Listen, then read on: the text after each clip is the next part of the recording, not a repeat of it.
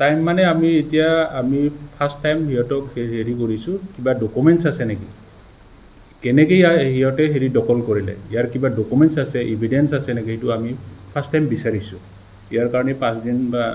এসপ্তাহ দিয়া হৈছে টাইম ইয়াৰ পিছত আমি যেতিয়া সিহঁতে ডকুমেণ্টছ দিব ডকুমেণ্টছটো আমি 4 তাৰিখত স্ক্ৰুটিনি কৰি চাম যে সেই ডকুমেণ্টছৰ লগত তাৰ যিটো হেৰি আছে চাহ বাগান বা কিবা ৰাবাৰ বাগান কিবা সেনেকৈ সিহঁতে দখল কৰিছে তাৰ লগত সেইটো ৰিলেটেড আছে না নাই সেইটো চাই ল'ম তাৰপিছত যদি ৰিলেটেড নহয় বা অবৈধ হয় তেতিয়াহ'লে আকৌ আমি সিহঁতক ন'টিছ জাৰি কৰিম যে 15 দিন বা 20 দিনৰ ভিতৰত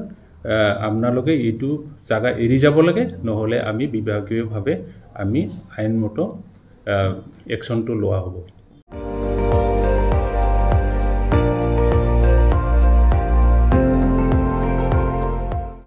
আপুনি চাই আছে ND24 সৰ্বশ্ৰেষ্ঠ নহয় সৰ্বোত্তমৰ দৌৰ